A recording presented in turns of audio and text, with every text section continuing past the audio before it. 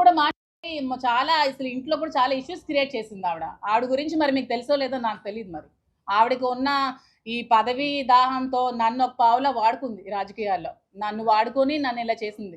ఏమి ఈ 25 yearsలో శ్రీని గారు చాలా మంది లేడీస్తో పాలిటిక్స్లో చాలా మంది పొలిటీషియన్స్ లేడీస్తో ట్రావెల్ చేస్తూ ఉంటారు కదా. చాలా మంది ఎంపీటీసీలు ఉంటారు, ఎంపీపీలు ఉంటారు, ప్రెసిడెంట్లు ఉంటారు, అందరూ లేడీస్ ఉంటారు. ఎప్పుడు చాలా మందితో లేడీస్తో మాట్లాడతారు. మరి అందరు లేడీస్తో మాట్లాడితే నన్నే ఎందుకు ఆవిడ ఇచ్చేయాలి, ట్రాప్ చేయాలి? ఆవిడ నన్ను ట్రాప్ చేసింది. నేను శ్రీని గారిని ట్రాప్ చేయడం కాదు. ఈవిడ నన్ను ట్రాప్ చేసి నన్ను ఒక పావులాగా వాడుకొని ఆవిడ టికెట్ పొందడానికి నన్ను యూజ్ చేసుకుంది ఆవిడ. నేను ఎవరిని ట్రాప్ చేయలేదు. ఏమండి రాజకీయాల్లోకి వస్తే ఎవరైనా రాజకీయాల్లోకి వస్తారండి. మొన్న ఎలక్షన్లో ఫస్ట్ ట్రిప్ నిల్చున్న వాళ్ళు కూడా గెలిచారండి. అదంతా లక్ అండి. రాజకీయం మా చిన్నప్పటి నుంచి ఉంది. రాజకీయం చేయాలంటే ప్రతి ఒక్కరు రాజకీయాలు చేయగలరండి. దాంట్లో ఏముంది? పూర్వం నుంచి మాకు వచ్చింది. ఇవన్నీ ఎందుకండి కబుర్లు? ఇప్పుడు ఓకే, మీరు ఆ క్వశ్చన్ అడిగారు కదా సౌమ్య గారు, శ్రీని గారిని ట్రాప్ చేశారని. శ్రీని గారిని ట్రాప్ చేయాల్సిన అంత అవసరం నాకేముంది?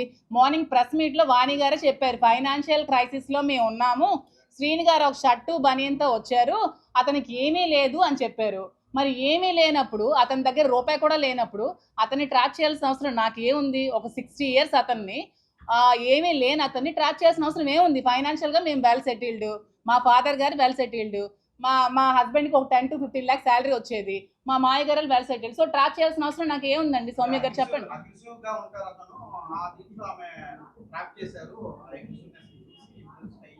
అదేనండి, ట్రాప్ చేయడానికి చిన్నపిల్లలా అని అడుగుతున్నాను నేను. శ్రీని గారు ఏమైనా చిన్న పిల్లడా? ట్రాప్ చేస్తే పడిపోతారు చెప్పండి మీరు.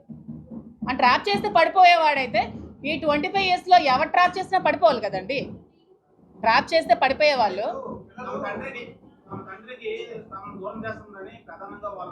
తమ తండ్రి అన్నారు కదా. ఈ 2 yearsలో తండ్రి ఎక్కడున్నాడో, తిన్నాడా, ఉన్నాడా, ఇల్లుందా, ఎక్కడున్నాడో, ఏ రోడ్డు మీద ఉన్నాడో ఎవరికైనా తెలుసా? చాలా మంది వచ్చేవాళ్ళు కదా అతను ఇంటర్వ్యూస్ తీసుకోవడానికి. అతను ఎలాంటి సిచ్యువేషన్లో ఉండేవాడో, కొన్ని రోజులు రోడ్డు మీద ఉన్నారు. ఆ విషయం తెలుసా పిల్లలకి? మరి అప్పుడేమయ్యారు పిల్లలు? అది తండ్రి కోసం వాళ్ళు ఇక్కడ ఏం జరిగిందో అది మీరు వాళ్ళకైతే శ్రీని గారికి అడిగితే మీరు చెప్తారు అక్కడ ఏం జరిగింది. నేను ఆ సిచ్యువేషన్లో లేను. నాకు తెలిసింది ఏమంటే 2 yearsగా అతను చాలా స్ట్రగుల్స్ ఫేస్ చేసి ఇంటికి తాళం ఆవిడ వేసేస్తే నడి రోడ్ మీద ఉంటే మేము చూసుకోవాల్సి వచ్చింది. ఈవెన్ ట్రాప్ చేసి అంటారు కదా, ఎందుకు? ఓకే, ఆ శ్రీని గారికి ఏం ఆస్తుందో చెప్పండి నాకు అంటున్నాను నేను. శ్రీని గారికి ఉన్న ఆస్తి ఏమిటి? శ్రీని గారికి ఉన్న ఇల్లు వాణి గారికి ఇచ్చేశారు, శ్రీని గారికి ఉన్న ఫ్యాక్టరీ వాణి గారికి ఇచ్చేశారు, శ్రీని గారికి బ్యాంక్ బ్యాలెన్స్ కూడా 0. శ్రీని గారికి అంటూ ఏం ఆస్తి లేదు. సో నేను శ్రీని గారిని దేనికోసం ట్రాప్ చేస్తానో మరి వాళ్ళకే తెలియాలి. ఎక్కడ సంపాదించారంటే కొంచెం చెప్పండి నాకు కూడా డీటెయిల్స్ ఏమైనా ఉంటే.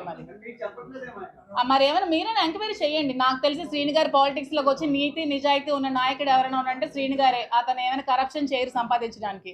అతని దగ్గర ఆస్తులు అంటూ ఏమీ లేవు, ఉన్నవన్నీ ఫ్యామిలీకి ఇచ్చేస్తారు. సో అతన్ని ట్రాప్ చేసి నేనేం లబ్ధి పొందాల్సిన అవసరం నాకు లేదు. నేను ఫైనాన్షియల్గా వెల్ సెటిల్డ్. నాకు వైజాగ్లో నాకు ఆస్తులు ఉన్నాయి. మా ఫ్యామిలీ వాళ్ళు శ్రీకాకుళంలో ఎవరికైనా చెప్తారు, చాలా వెల్ సెటిల్డ్ ఫ్యామిలీ. అక్కడ అత్తగారి ఫ్యామిలీ కూడా చాలా వెల్ సెటిల్డ్. నాకంటూ ఫైనాన్షియల్గా నాకు చాలా అసెట్స్ ఉన్నాయి. నేను ఎలక్షన్లో 1 crore to 2 crores నేను ఖర్చు పెట్టాను ఎలక్షన్స్లో. మీరు కావాలంటే క్యాడర్ ఎవరికైనా అడగండి, ఎలక్షన్ ముందు నేను ఎంత డబ్బులు ఖర్చు పెట్టానని చెప్తారు. నా పర్సనల్గా నా అమౌంట్ నేను ఎలక్షన్లో ఖర్చు పెట్టి ఎలక్షన్ చేశాను. సో దేనికోసం ట్రాప్ చేయాల్సిన అవసరం నాకైతే లేదు. ఇది క్లారిటీగా తెలుసుకుంటే చాలా మంచిది.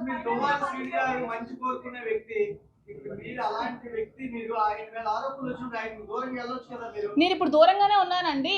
వాళ్ళ ఫ్యామిలీ కావాలంటే కలవమానండి. అతనికి అదే అంటున్నాను కదా, ఆవిడకి ఏమైనా సమస్యలు ఉంటే వాళ్ళ హస్బెండ్తో కూర్చొని తెలుసుకోమనండి, పిల్లలకి అతనికి.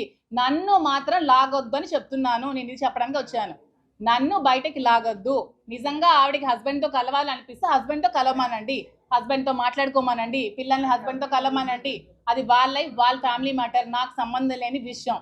మేడం ఇప్పుడు ఒకటే అంటున్నారు, వాళ్ళు రాత్రి కూడా వచ్చింది, మా ఫాదర్ మాకు దూరం అయిపోయారు, మీరేమో ఆ ఇంటి నుంచి వెళ్ళిపోవాలి, మా ఫాదర్ మా దగ్గర అవ్వాలి అనేది వాళ్ళు డిమాండ్ చేస్తారు. అది మీరు కాదండి, నేను ఇప్పుడు ఇంట్లో ఉండట్లేదు, నేను అప్పుడప్పుడు వెళ్ళి వస్తున్నాను అంతే. వెళ్ళమనండి, ఇంట్లో ఉండాలంటే. అది శ్రీని గారికి వాళ్ళకి సంబంధించిన విషయం అండి. అది మీరు ఏమండి ఎలక్షన్ చెప్తున్నాను నేను. అదే ఎలక్షన్ నేను 2 months నేను కాల్ సెంటర్ పెట్టాను అక్కడ. మీ చాలా సార్లు వచ్చావు కదా సౌమ్య, నువ్వు కూడా. నేను ఐపాక్ టీం పెట్టాను, ఎలక్షన్ దగ్గరుండి నేను చేశాను. నేను చేశాను, ఎలక్షన్ దగ్గరుండి చేశాను, నేను అక్కడ ఉన్నాను, ఎవరు అడిగినా చెప్తారు నేను ఉన్నాను, ఎలక్షన్ దగ్గరుండి చేశాను, ఫైనాన్షియల్గా నా డబ్బులు నేను ఖర్చు పెట్టుకొని చేశాను, నేను ఉండి వచ్చానని చెప్తున్నాను కదా. దాంట్లో నేను దాయడానికి ఏముంది? డబ్బు కోసం కాదంటున్నారు, ప్రేమ కోసం దగ్గర అయ్యారా?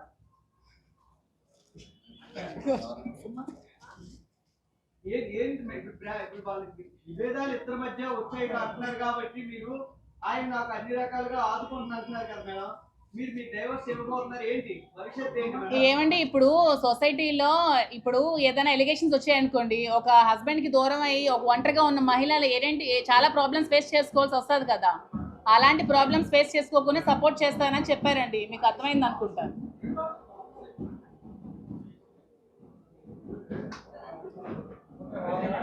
అర్థమైందా? ఇంకేమైనా క్వశ్చన్స్ ఉన్నాయా?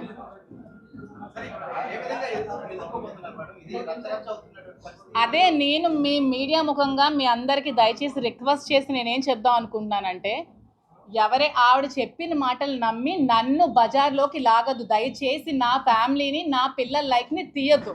నేను కూడా, నాకు 3 ఆడపిల్లలు ఉన్నారు, నేను ఆ 3 ఆడపిల్లల్ని పెళ్ళిళ్ళు చేయాలి, పెంచాలి, చదివించాలి, చాలా లైఫ్ వాళ్ళకి చూడాలి. వాళ్ళు ఇంకా చిన్న పిల్లలు, వాళ్ళ లైఫ్ చాలా డిపెండ్ అయి ఉంది, వాళ్ళంతా సఫర్ అవుతారు. ఈ వీడియోస్ అన్ని చూసి అర్థం చేసుకోండి అని చెప్పడానికి వచ్చాను.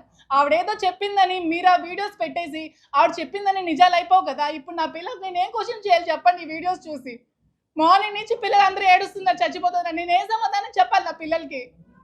ఇష్టం వచ్చినట్టు రాసేస్తారా? ఎవరెవరితో మాట్లాడరా? సొసైటీలో ఎవరెవరితో మాట్లాడట్లేదు, మీరు ఎవరెవరితో మాట్లాడరా? ఎవరెవరితో మాట్లాడట్లేదా? ఎవరెవరు ఫ్రెండ్స్ లేరా, రిలేషన్స్ లేరా? దీన్ని ఇంత ఇష్యూ చేసి నా మీదకి రావాలా? ఆవిడకి ఫ్యామిలీ ఇష్యూస్ ఉంటే హస్బెండ్ దగ్గరికి వెళ్ళి తెచ్చుకోమనండి, లేకపోతే లీగల్గా ప్రొసీడ్ అవ్వమనండి, కోర్టుకి వెళ్ళి తేల్చుకోమనండి. అతనికి ఆవిడకి అది సంబంధించిన విషయం. నా లైఫ్ని ఎందుకు మధ్యలోకి లాగుతారండి?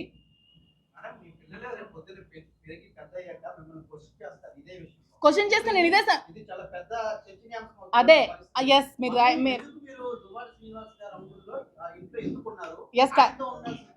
Yes correct point, yes correct point. పిల్లలు క్వశ్చన్ చేస్తారనే ఇప్పుడు నేను శ్రీని గారితో ఉండదామని డిసైడ్ అయ్యాను. ఎందుకంటే ఇది వచ్చిన ఈ మచ్చ ఎప్పటికీ లైఫ్లో పోదు. నేను చెప్పినా సరే ఎవరు నమ్మరు, నాకు శ్రీని గారితో నేను మాట్లాడలేదని ఎవరు నమ్మరు. ఎందుకంటే అది ఎంత స్ప్రెడ్ అవ్వాలో స్టేట్ లెవెల్ స్ప్రెడ్ అయింది. సో ఇక్కడతో ఇది ఎండ్ అయిపోతే పిల్లలకి మంచిది, నాకు మంచిదని డెసిషన్ నేను తీసుకోవాల్సి వచ్చింది. ఉంటాను, అది మేము తర్వాత డిసైడ్ అవుతాం. అది మేమంతా మాట్లాడుకుంటాం. డైవర్స్ అవ్వకుండా పెళ్లి చేసుకోకూడదు కదండి. ఒక ఫ్రెండ్గా ఉంటానండి, ఫ్రెండ్స్ కలిసి ఉండకూడదా? మీకు అమ్మాయిలు ఎవరు ఫ్రెండ్స్ లేరా? ఉంటాం కదా. ఏం మీతో ట్రిప్స్కి రారా? మీరు ఎప్పుడు గర్ల్ ఫ్రెండ్స్ మీరు ట్రిప్స్కి ఎక్కడికి వెళ్ళలేదా? కలిసి ఉన్నంత మాత్రాన ఏదో కోరికలు ఉండిపోయినట్టే అండి. ఇంకేం ఉండవా? కష్ట సుఖాలు ఏమి ఉండవా?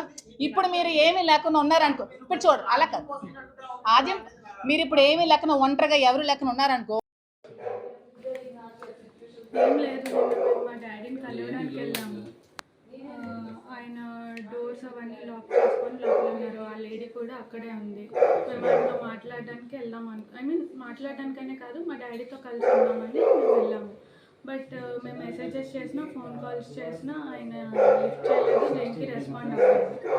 సో ఏంటి అంటే వాళ్ళు ఎప్పుడో ఒకప్పటికైనా డోర్ తీస్తారు కదా అని మేము బయట వెయిట్ చేస్తాం.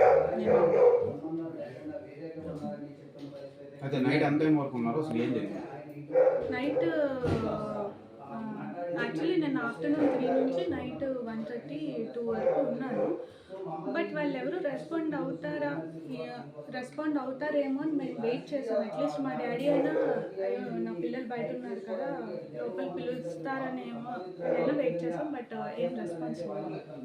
ప్రధాన కారణం ఏంటి మీ ఫాదర్ రెస్పాండ్ అవ్వకపోవడానికి? ఆ లేడీ ఆమెతో ఉండడమే రెస్పాండ్ అవుతుంది.